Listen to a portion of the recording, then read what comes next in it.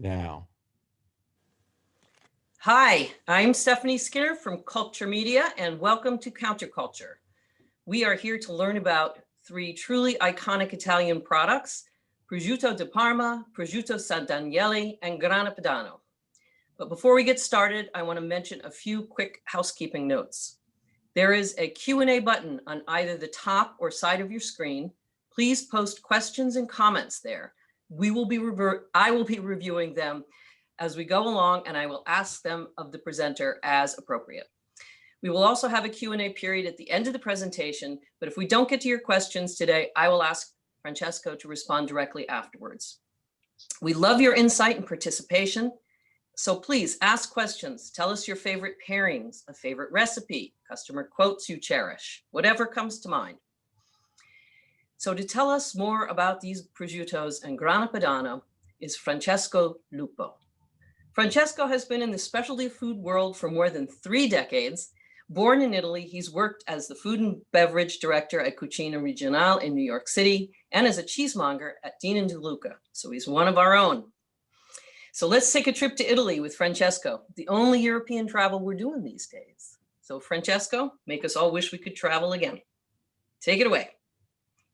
Thank you, Stephanie. Thank you all of you for attending today's seminar on the icons of European taste, which will bring you to the land of Italy this time. And I will start with Prosciutto di Parma, Grana Padano, and Prosciutto San Daniele.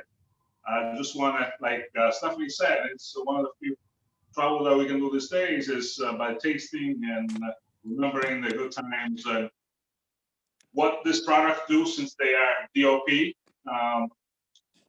First of all, I want to thank Icons of Europe for inviting me to present this program.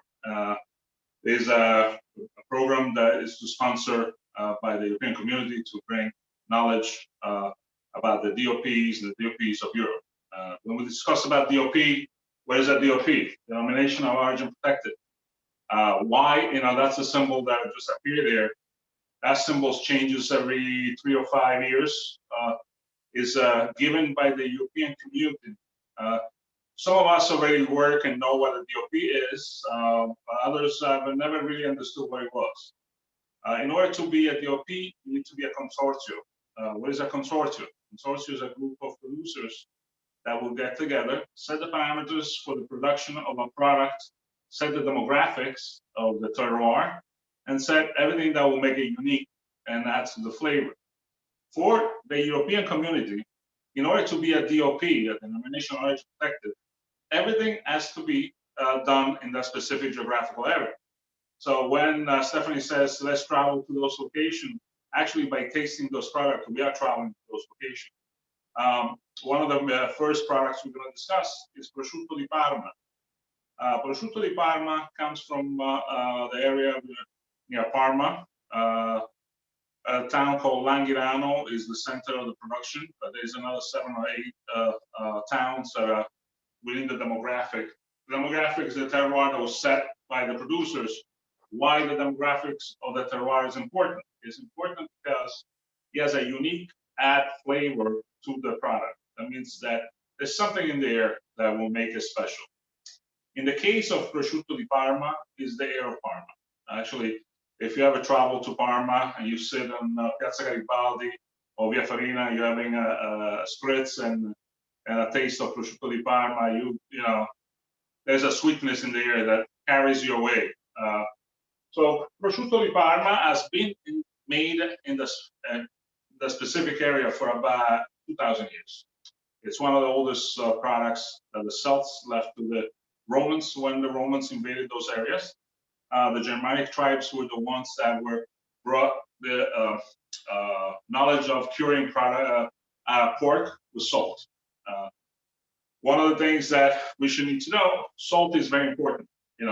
Where there is a production of prosciutto di Parma, there is 2 or 3 sources of salt. One is Salso Maggiore, one is Cervia by the Adriatic Sea, and another one is here near the town of Langhirano. Now, in order to be a prosciutto di Parma, what makes a prosciutto di Parma special? First of all and foremost is the terroir. there's a side of the mountains, of the Apennine Mountains, that blocks the Adriatic Sea wind that brings flavors from the sea. There's a crossair wind that comes from the Ligurian Gulf that pass through the passes between the Apennine, the Tuscan-Emilian Apennines into the Parma Valley, and that saturates the product. In order to be a prosciutto di Parma, what are the parameters? First of all, prosciutto di Parma has only 2 ingredients: pork and sea salt. There is no added nitrates. There is no added. There's nothing chemical added to speed up the process. It's one of the most. It's been done the same way for 2,000 years. We'll start with one of the main ingredients. The main ingredients is pork. In order to be bred for prosciutto di Parma, there's a certain specific regions that are allowed to do so. If anything comes out from the outside of those demographics, will not be allowed to be prosciutto di Parma. The reason is that some of you are chefs that will understand. If you start your recipe with a bad product, you'll never fix it. You can start product with good things and destroy it, but if you start with the bad ingredient, you'll never have a good product at the end. The pigs are bred there's only about 3 or 4 breeds that allow for prosciutto di Parma. One of those with English whites, Landras and Durax, and a mix of the Landras Durax breed. Why we prefer those breeds is because we need to have a big leg to start the process.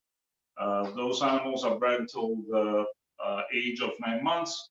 They get about 400 pounds when they get harvested. By the way, every step is controlled and guaranteed by the consortium. So if you look at a leg of prosciutto di Parma, and I'm trying to know if the animal came from a specific breed, that is in the back, and I'll show at the end. There is a dotted tattoo. That is given to the piglet on the first day of because he has the muscle tone to become prosciutto di Parma. That is there will have 2 letters and 3 numbers.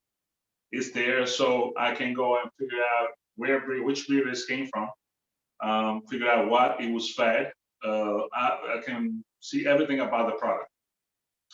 The second thing that once it gets harvested, there is a stamp in the back that will give me where it was harvested. The reason is because animal welfare is very important for the Consortium prosciutto di Parma. What I mean by that, you cannot mistreat animals and expect to have a great tasting product. As you know, if you mistreat an animal, will release toxins into the muscle that will make it taste real bad. And we don't want that. We don't want to open up and have something that doesn't look good to eat. So we need to know how the animal was fed. They get fed all natural diet. There is nothing added. There is no nothing. There's no pellets or animal byproduct allowed into their feed. It has to be strictly and truly all natural. One of the reasons why prosciutto di Parma is not antibiotic free is because on the first day they need to have a shot of antibiotics. If not, we'll lose about 90% of the piglets. So once it gets harvested, we can only use the back legs of the animal. There's only 2 prosciutto di Parma for every pig. The leg arrives about 30 pounds, 35 pounds of weight, comes into the prosciuttificio. And you have to understand, what we're trying to do in the prosciuttificio is, because prosciutto was made traditionally at the end of the harvest, October and November. And basically it was slaughtered and cured during the cold temperatures, and was curing throughout the spring, the summer, and in the fall was ready to be eaten. So now with technology, we reproduce the 4 seasons within the process. We start with, once it comes in, the temperature it comes in is basically similar to October, November temperatures in 30s and 40s. It gets trimmed, and we apply the first coating of salt. The salt is applied by hand. That's one of the artisanal aspects of the product. there is a minimal machinery involved in the production of prosciutto di Parma. Why is that? Is because you need to judge with your eyes and smell it and touch it continuously in order to understand what's going on with the product. Once it gets salted for the first 14 days, it starts what is called the process, or what the Romans used to go to dry sun. Prosciutto means to dry. Prosciutto di Parma means the dry ham of Parma. So he identified the territory where it came from. That's what's important about the product, because you can take that leg and cure 50 miles outside of the demographic area, and it will taste totally different because it will not have the same micro habitat that the Valley of Parma has in order to produce this product. Once the salt is put there, now the misconception is that all prosciuttos are salt. No, not really. The salt is there to start the drying process. Prosciutto di Parma is a air cure product. What that means is that the air is what actually dries the product and adds the flavors into the product. About 14 days, gets taken out from the salting room, gets washed. Another coating of salt is applied in order to coat and start curing the ham in a proper way.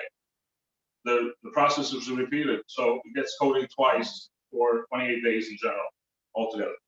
So at that point, the salting is done, gets power washed, and it gets sent to dry in the magazzino. Magazzino is those huge rooms where one of the peculiar things that you notice once you go to Parma is first is the aroma. It's not bad. It's actually enticing. I've been to other production plants for salumi and cheeses. Sometimes the aroma could be a little bit overpowering, but when you go into a salumificio, a prosciuttificio, you actually enjoy being there because you smell it's so enticing that at the end of the tour, you always have to feed you because you're very hungry. One of the things that they have is open windows. They have a screen now because the USDA doesn't allow them to have a totally open window. But they use the windows because the secret in curing the prosciutto di Parma is during the process. Somebody needs, if it's too cold, needs to raise the temperature. If it's too hot, it needs to cool it off a little bit. And it's a continuous babysitting of the product. It stays in that condition for about 3 months from first process. At that point, it gets a coating in the open side of lard and black pepper. The black pepper is not an ingredient; it is a deterrent for flies. So, or any micro or pathogens can damage the product. So, actually, black pepper is a protector. So, but you don't taste it in the product, and it stays there until maturity reaches, which is about, for prosciutto di Parma, maturity is about 12 to 13 months. In order to be exported to the US, they mature at least 14 months. When we talk about aging in prosciutto di Parma, 14 to 16 months is what traditionally we find on the market. 14 to 16 months are great for every application that you want to do as a apply into a recipe that includes heating the product up, making sandwiches, anything that it's versatile. It's the workhorse of the industry. After that, you get to the middle age, which is 18 to 20 months. What happens between 18 to 20 months is that it starts maturing. It starts defining the flavors. You really start tasting the uniqueness of the product and out the subtle air and sweetness of Parma. As it gets older, it gets sweeter. So the oldest that you can get in the US is between 30 and 36 months. They're kind of rare, those two. But from 18 on, what I will use them most of the time will be just for charcuterie plate. I will not apply for anything else but to be served as is. Anyway, at the end of the 14 months or 20 months, depending on when the producer decides, let's say he says, I want to certify my 24 months prosciutto. So at the end of the 24 months, all the 14 months. Minimum is 14 months. So there will be the quality, it's called quality control. Quality control is an outside auditor that's not connected to the consortium in any ways. It's actually a semi-government run agency. And basically what they do is they come in and they inspect everything and every aspect of the product. I forgot to tell you, at the beginning of the process, there's 2 tanks put into the end of the legs. I mean, if some of my fellow mongers I've seen in the past have cleaned the prosciutto, they come to the end, and they see 2 little metal rivets. Those rivets are very important. One, because it tells me who the producer is, and it is an authentic producer for Prosciutto di Parma Consortium. And 2, it will tell me when the aging started. So if I don't have the label, I can still figure out how old the product is. Why is it that important as a consumer? Because the older the product is, the more expensive it is. So, you need to figure it out somehow if you're not, I won't say getting cheated, but you want to confirm that you're getting the right product. At that point, they have the inspection, a visual inspection of the product.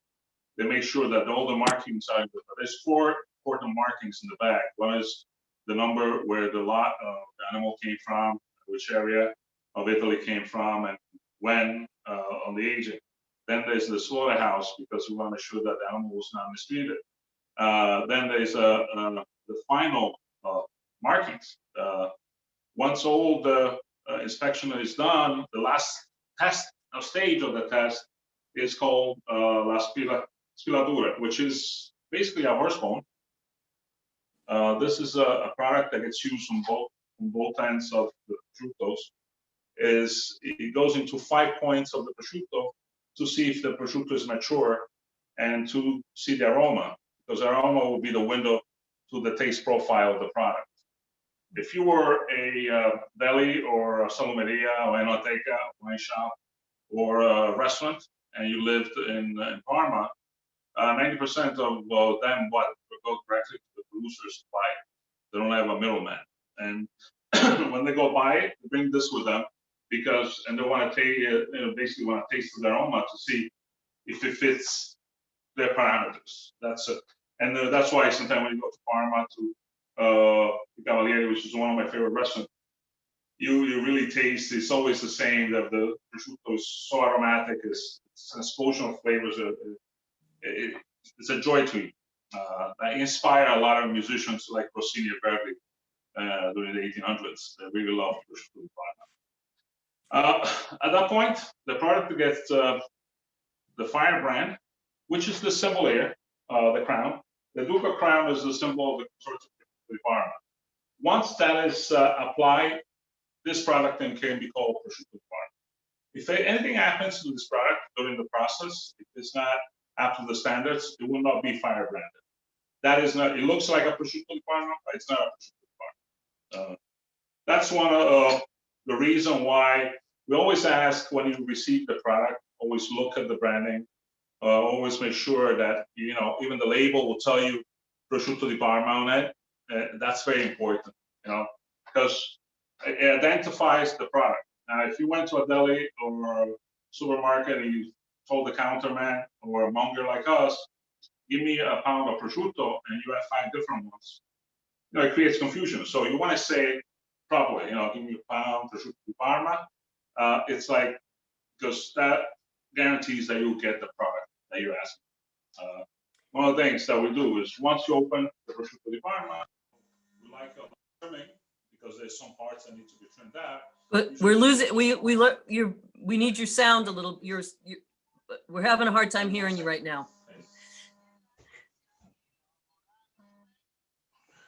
Yeah, I had to turn my phone off for that very reason. Situation. Actually, before you go on to, I just wanted, there's a comment and then a question. Yes, go ahead.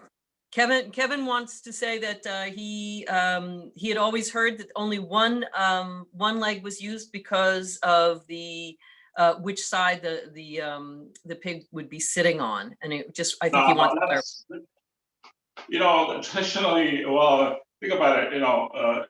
If we go back to the beginning, that was not even an idea, because the farmer will not select one leg for one or the other.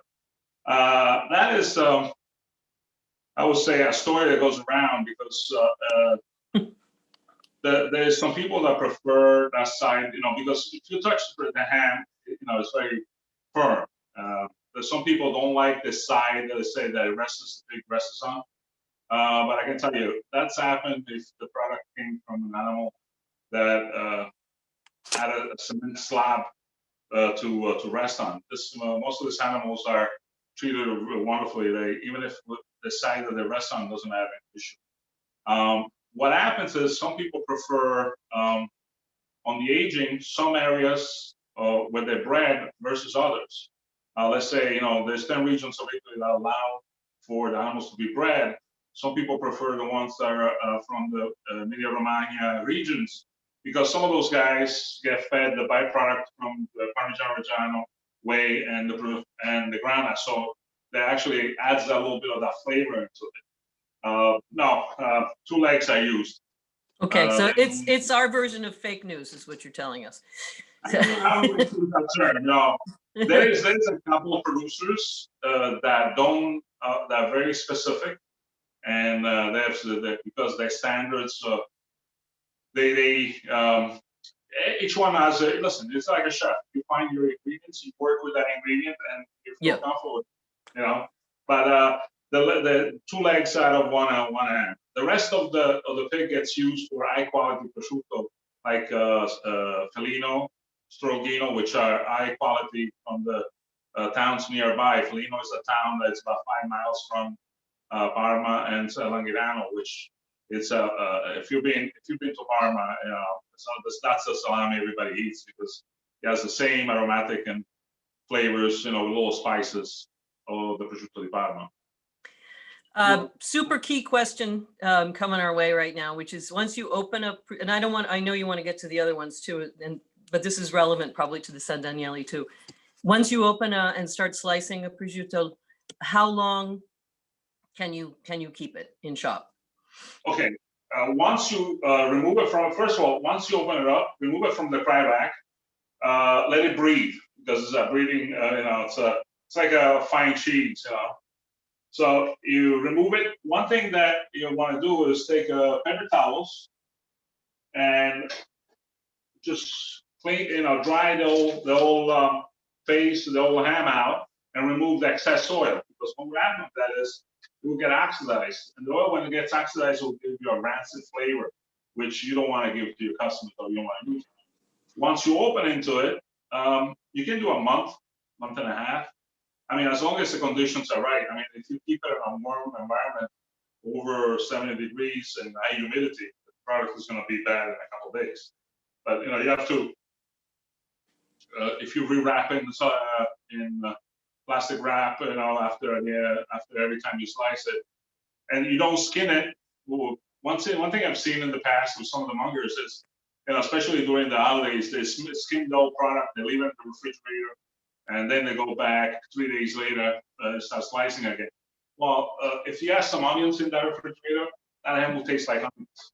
Not only that, but a lot of the fat will have oxidized by that. So you will have all flavors. The prosciutto is like a sponge; it absorbs a lot. That's why the air of Parma is what makes it unique, because that's the only thing that it's exposed to. If there's a wind that's called the Marittimo, which is during January, February, which brings that, it's like a warm air that comes from the Atlantic Sea, and it works like a convection of it. It's a little warmer, it's about 20 degrees above that. When that hits the product, it adds an extra flavor. So that some of those products that were made during that period have, I won't say uniqueness, but there's one of the flavors I like personally. Some other people, they consider it to be a little too umami-like compared to the one that's on October. All right. On the prosciutto? No, that's good for right now. I have a question about the. I don't know if you're going to be able to answer this. What is the magic difference between 13-month aging that can be sold in Italy and 14 months here in the U.S.? Well, because if it's 14, if if it's 13 months in Italy and 14 months here, it's basically the same product. Yeah, and I tell you why, because it takes a month and a half for the product to be shipped into the US.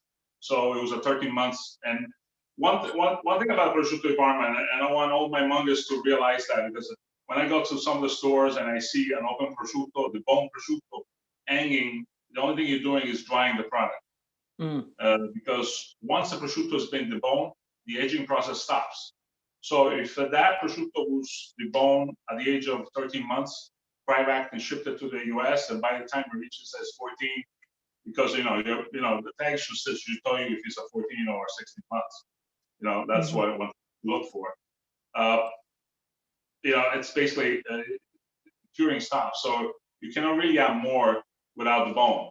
Now, if you have a bone-in prosciutto, which some of them come into the US, and I have some friends that they like to have, it's like an affinage. They keep them for another 6 to 8 months. Now, very specific, which you need about 55 to 60 and 70% humidity. You're a cellar, basically. And that's how you can cure it. If it doesn't have any off flavors, it defines a little bit, becomes a little more intense in flavor, but it doesn't have the same feeling if it was aged in Parma. All right, we got to learn something about Grana Padano now. Talk to us about Grana Padano.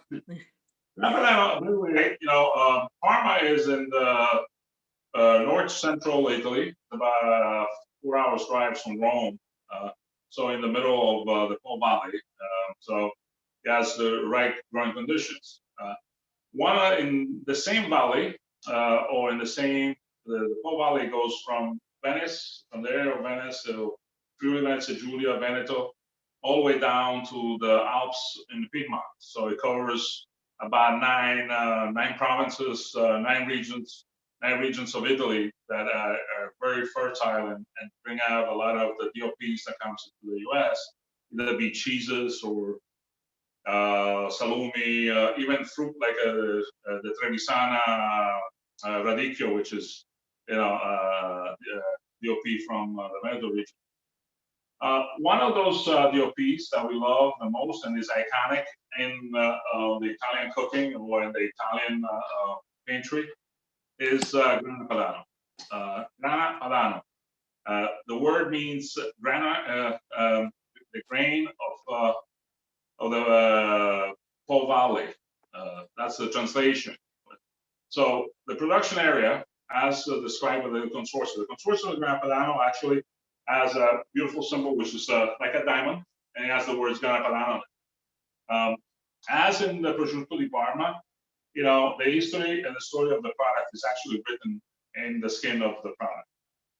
First of all, the name Grana Padano is in the cheese over here. You see, I don't know if you see it properly, but it says July 2019. So this product was made in July of 2019.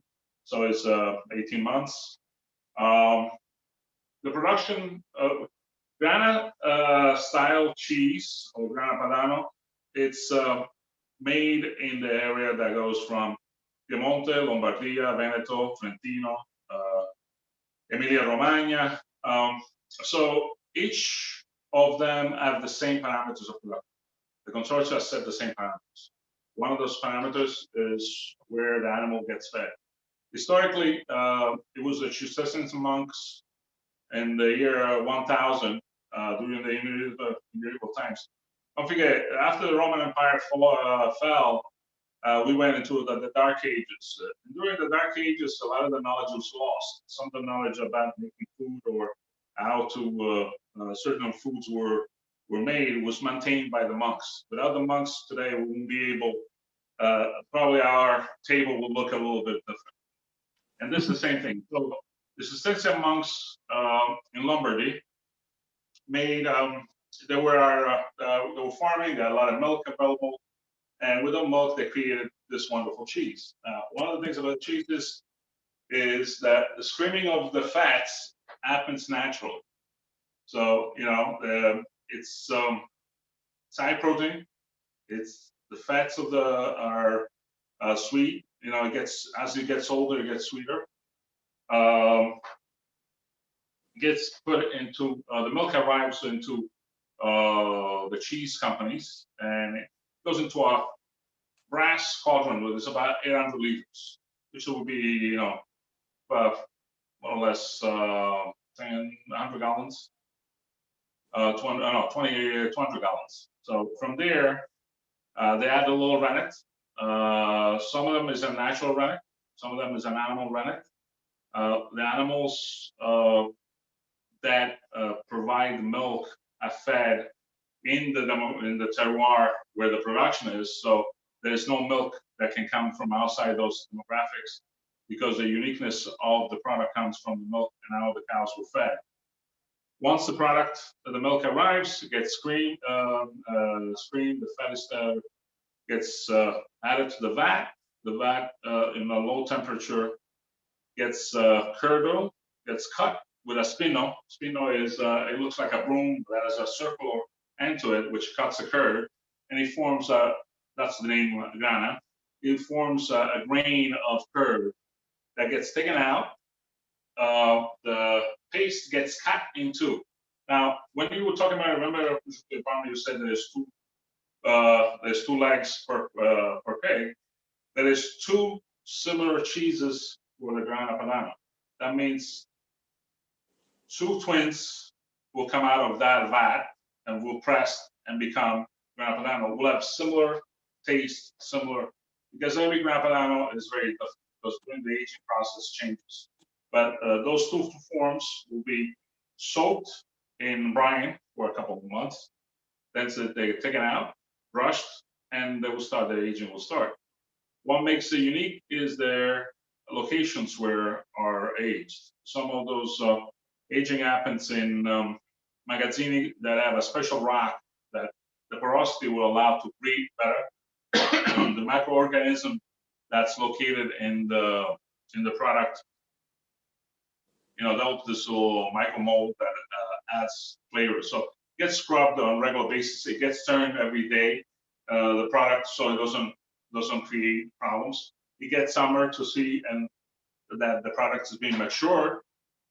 And when it reaches the first the curing, the first age, it was 9 to 10 months is when Grana Padano is ready to be called Grana Padano.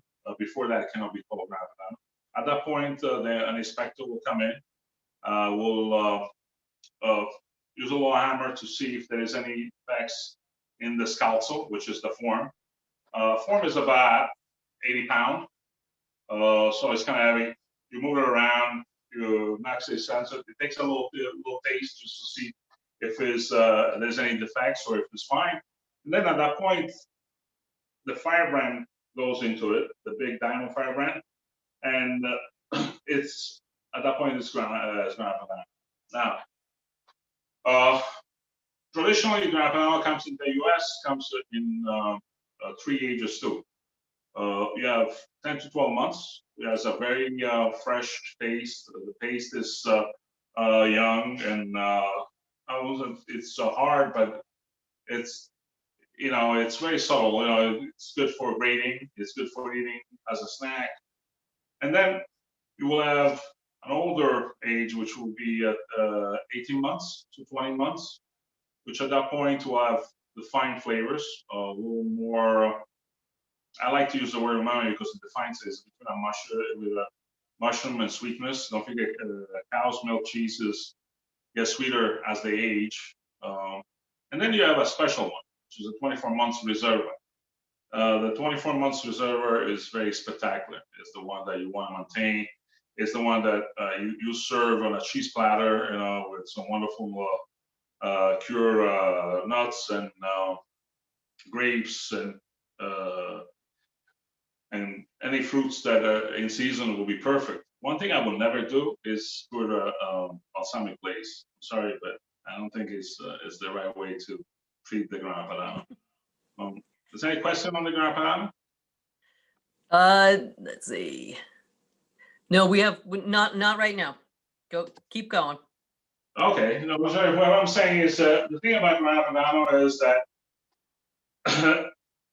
first of all, the farmers are mostly a co-op that pool all their milk together. So it's not a big conglomerate that runs or controls Grana Padano production. The small farmers.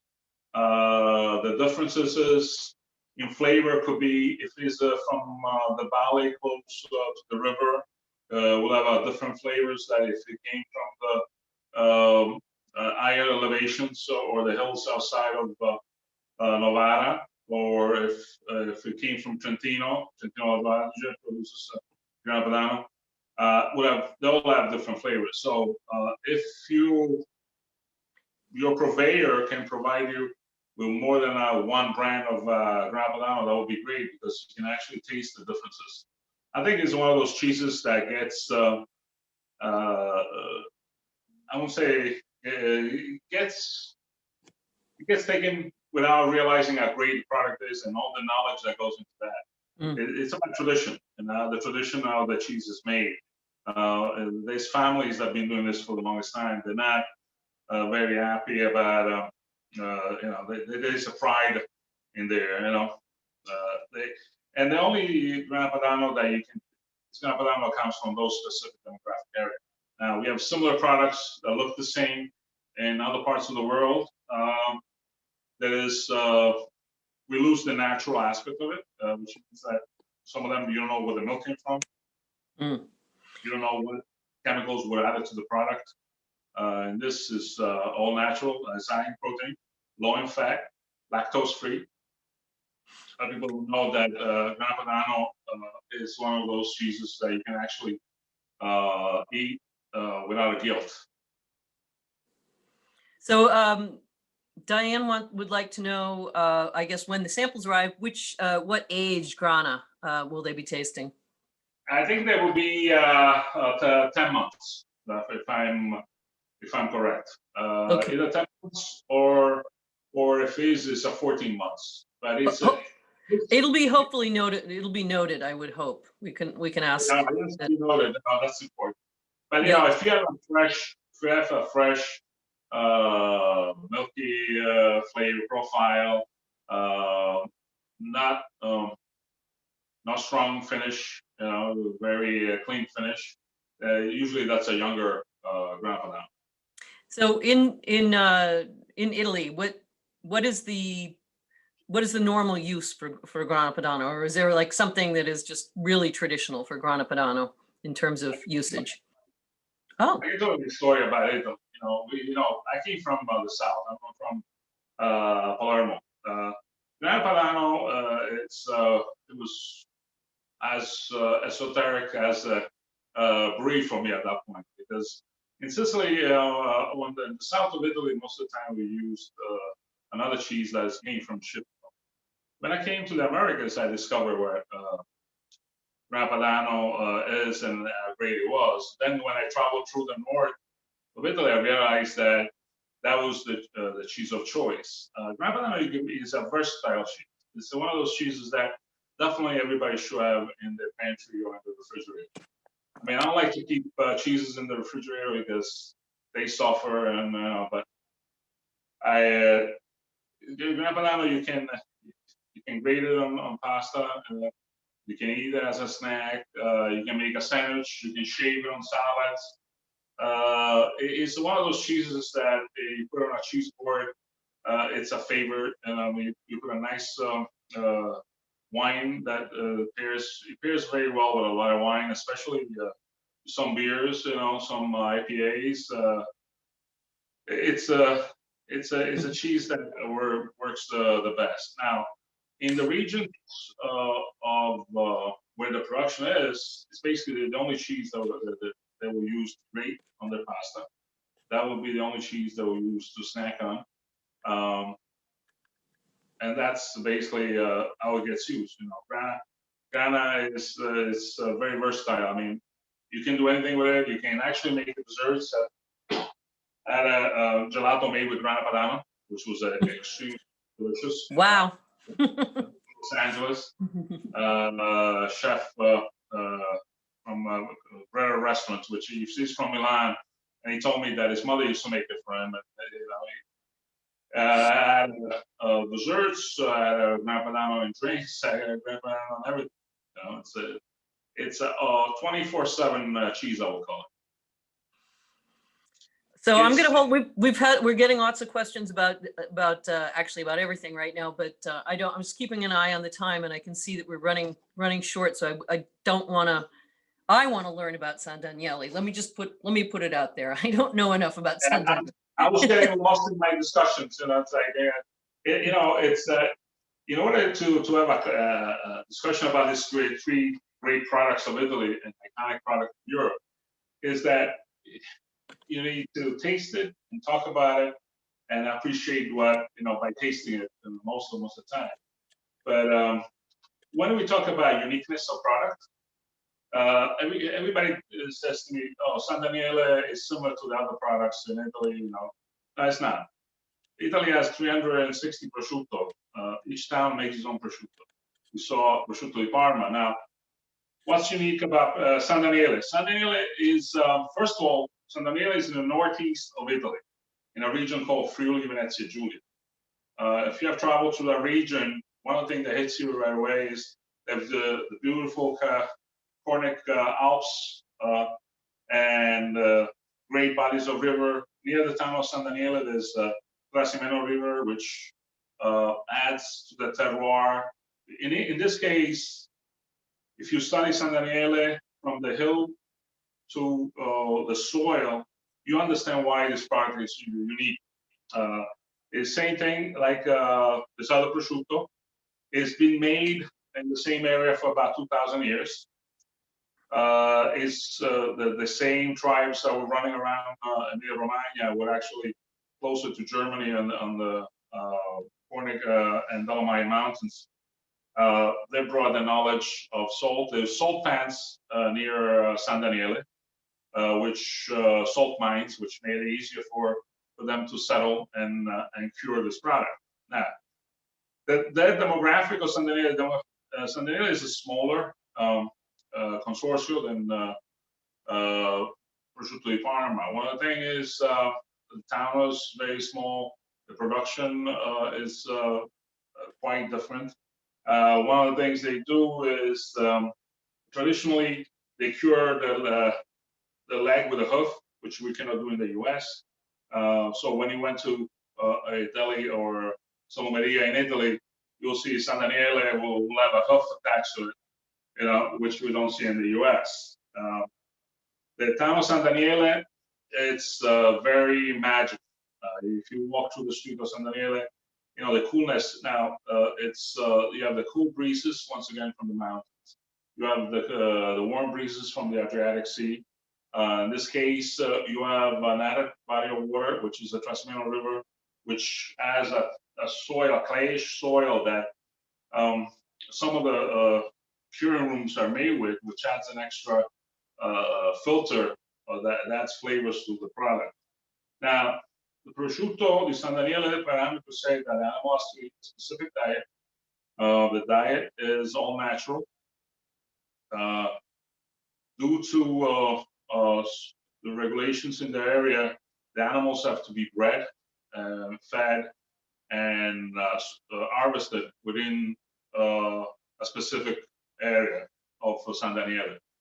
Once the leg gets a different treatment.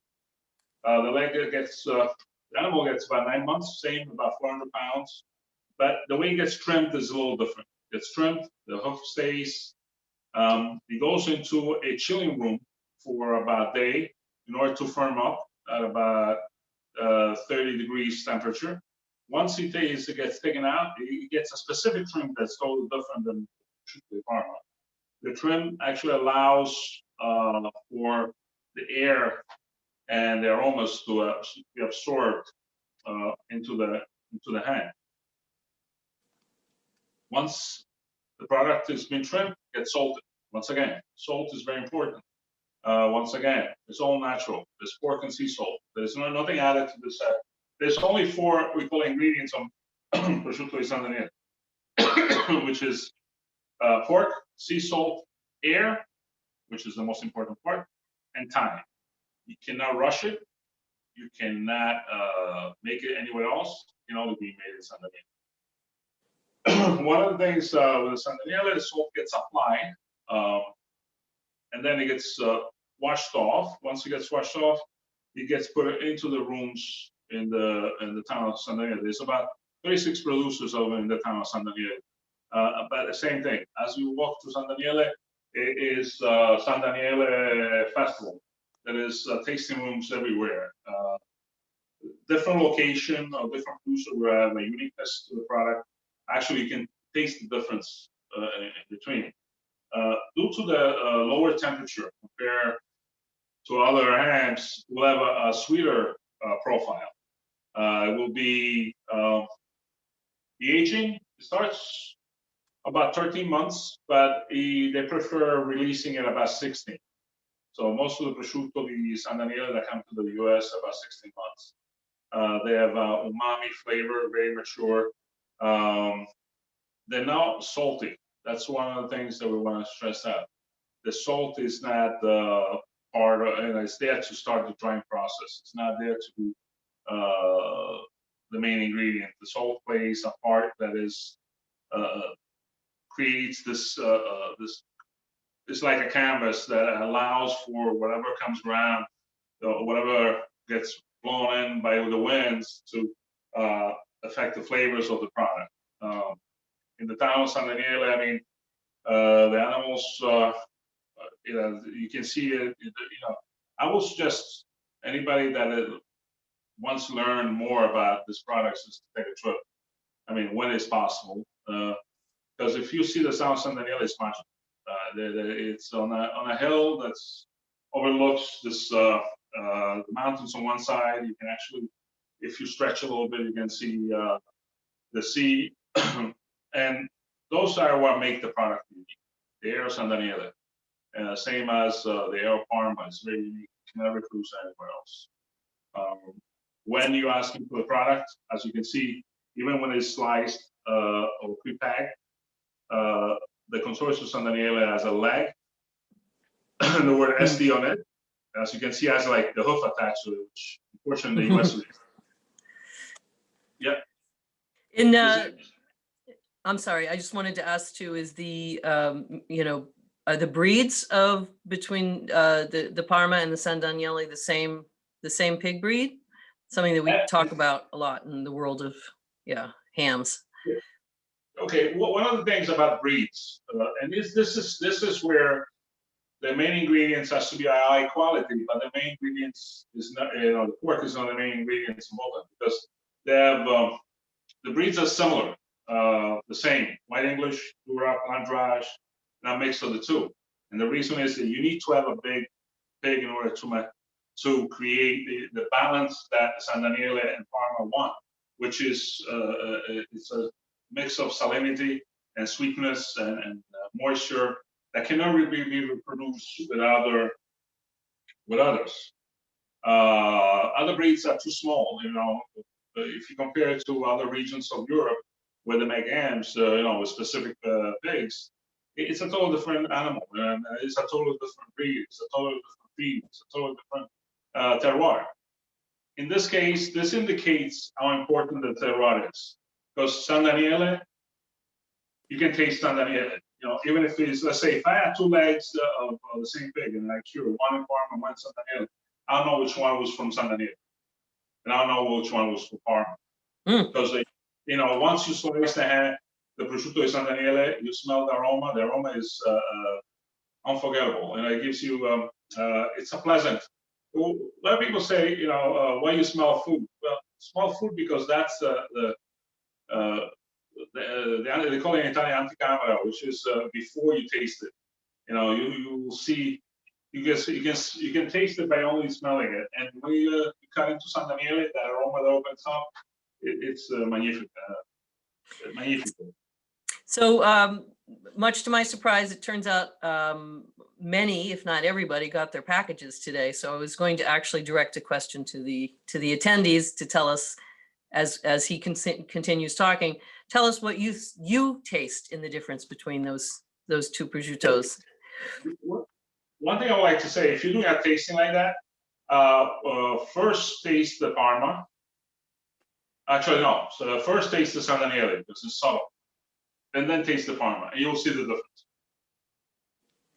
And if you have a cracker or an apple, or cleanse the palate, would be best in between, so it takes off the salinity, or it gives you a clean palate to actually appreciate that one. Once you take it, I mean, this is a prosciutto di Parma. As you lift it up, I mean, unfortunately, the guy that cut it down the street from me, it's not an expert. I was trying to teach him, and he got mad at me, but he chopped it up. But he got the right thickness, which shouldn't be too thick or too thin. It should be translucent. You smell it. There's the intensity of the aroma. It's a little more porcine versus the San Daniele, which San Daniele has a sweeter smell. It's not like fresh mountain air, it's unique. I mean, one thing I will do usually is taste. If somebody says, "Oh, what do you prefer?" I prefer both, because you know what, the both actually works very well together. Yep. So yes, Lindsay is saying that she's tasted both, and she's saying that the San Daniele is more buttery versus salty. Yes, that's because of the higher elevation, the cooler temperature. So retains a little bit more, it's I won't say less dry, because both have, but you will have a little more moisture, so it will taste a little sweeter, a little more fat profile on the tongue than the prosciutto di Parma. They're totally different. That's why when somebody says, "Oh, can I substitute?" I would suggest, I mean, if you cannot find it, then you can try to substitute. But they're very unique, and they should be always considered to be. Both should be on the daily counter. I mean, I've seen some mongers that prefer one and the other, but that's wrong, because if you go to Italy, you go to a charcuterie counter or a cheese counter, you see 24 types of Grana Padano. You see 5 or 6 ages of prosciutto di Parma. You see same about prosciutto di San Daniele. Now, there's one thing about prosciutto di San Daniele. Most of the time, you see prosciutto di San Daniele gets cut by hand, because it's such a subtle flavor and texture that adapts to very well to hand cutting. In every town, in the town of San Daniele, in every kitchen, you'll find a morsa, which is this here, and a prosciutto di San Daniele there. Because even if you're there to visit, or for a quick visit, they'll give you they'll cut you a couple pieces, and they will have a nice white Vespa from Friuli, or used to be called Tokai, but you see the DOP comes into play because Tokai is a region of Hungary, and so they had to change it to Vespa. But it's a wonderful white that goes very well with salumi, goes very well with cheese, goes very well with if I would prosciutto di Parma, I will do a Lambrusco, which adapts very well to that. And what about for the Grana Padano? So we have a question here saying better with red or white, to which answer I always say yes. But anyway, so which one of those two would you say? Well, it depends the age of the Grana Padano. I mean, if you have a younger, buttery profile, you want something that's sparkling. It could be a Prosecco, it could be a Franciacorta from Italy, in order to cut the butter in the profile. If he's older, you can even, if he's like 24 Reserva, a nice red would be fine. Cabernet Sauvignon would be perfect. I mean, I prefer to stay within the regional area. Like that's what I was thinking, the Vespa for the San Daniele, the Lambrusco, because they have the same minerality and the terroir comes through. But if you have some great Napa Cat, why not? Yeah, exactly. Depends on what you have. I want to make sure that we get to some of these questions because they're really terrific.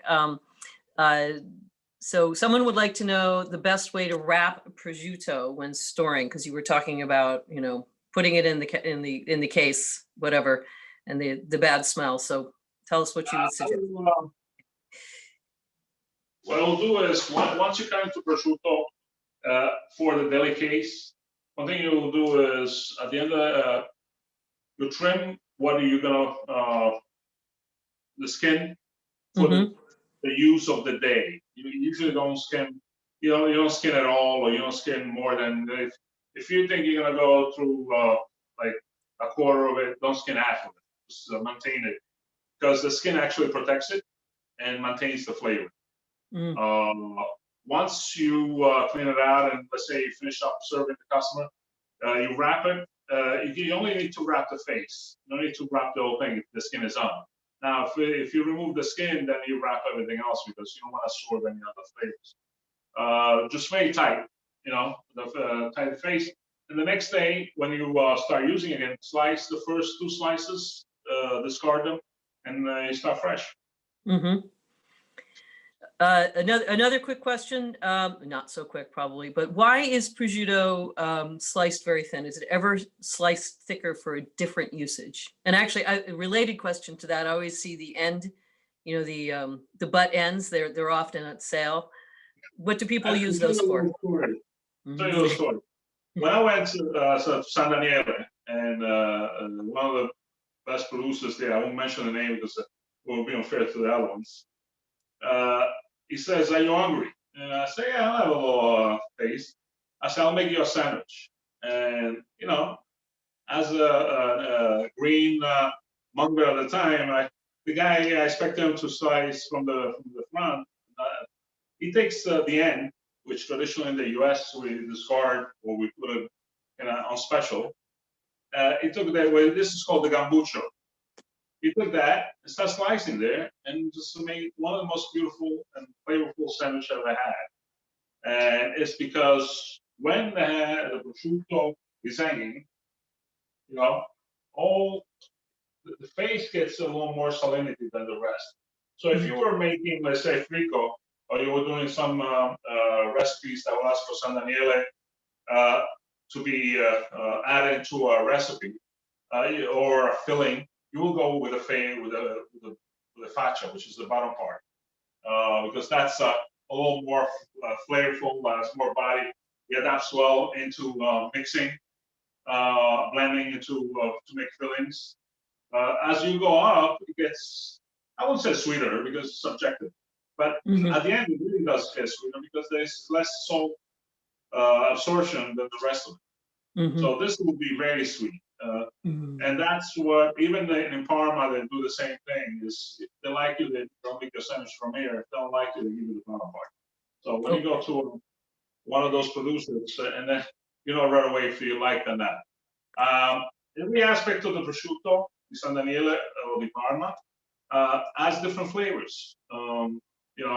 Somebody likes the fiocco, which is this side over here. It's sweeter than the front. It has a different. Now, when we talk about texture, there's a couple of things. Traditionally, when you have high quality prosciutto di San Daniele or high quality prosciutto di Parma, even in Italy, gets sliced in a flywheel machine. What is a flywheel machine? The last 10 years, there's been a great resurgence of the Burkle, the red Burkle that you see in all the fancy restaurants and some delis. That is a staple in the Salumeria in Italy because they will slice the prosciutto di Parma or the prosciutto di San Daniele on those machines because it has a less RPMs than an electrical one. What that translates into the fact that it doesn't damage the product as much. It doesn't heat it up. So it actually maintains the flavor because it's subtle, the air of Parma, the air of San Daniele needs to come to the hand. When you'll go to the Salumeria, you ask for cubetti, or you want una fetta, a thick slice, because you have to saute or you have to do something. Yes, there is use for that. When you slice it by hand, I'm so sorry. Sorry.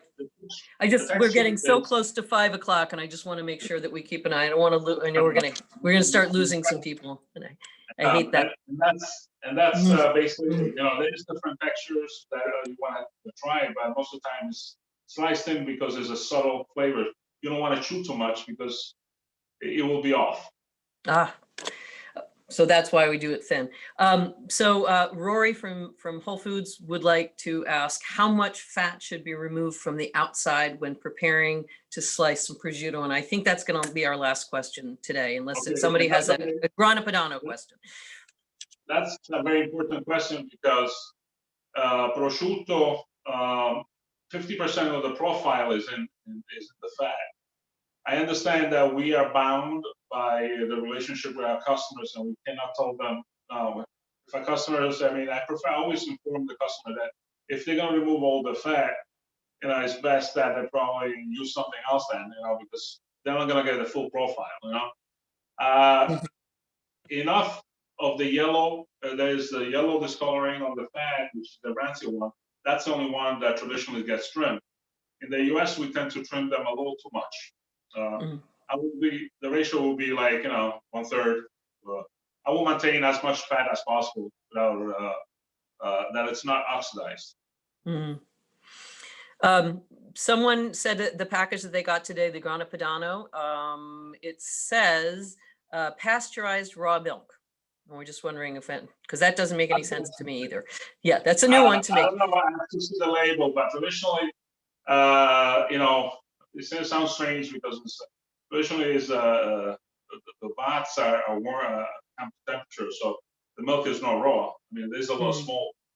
It's pasteurization. I won't call it pasteurization. It's just low temperature eating of the milk in order to form the curds. Pasteurized, maybe the product that they got due to USDA rules. You know, I would like to know, you know, if they can send you the name on the side, because I cannot mention brands, you know, or pictures. I can tell you because that is I've never seen it on Grana Padano. I mean, all Grana Padano is raw milk anyway, because it's aged so long anyway. So that's a new one. It says 60 days is the crossing from milk to. So, I don't know. I don't believe Grana Padano is being sold at 60 days, is it? No, it's not. What I'm saying is, for the U.S., exactly. You know, for U.S., the minimum of aging for a cheese to come into the U.S. is 60. I mean, I wish they got away with that because, you know, they think they're protecting us, but they're not allowing great cheeses to come to this country. Yeah. Okay. I can't. Obviously, you're going to have to come back, and we're going to have to talk about prosciutto and Grana Padano again. But we are at our hour mark, and I want to say, and I'm sure Francesco would like to say the same thing. Thank you so much for being here. We cannot wait to be able to see you all in person. Thank you for coming to Counterculture, Francesco. Thank you very much. And you're getting lots of thanks.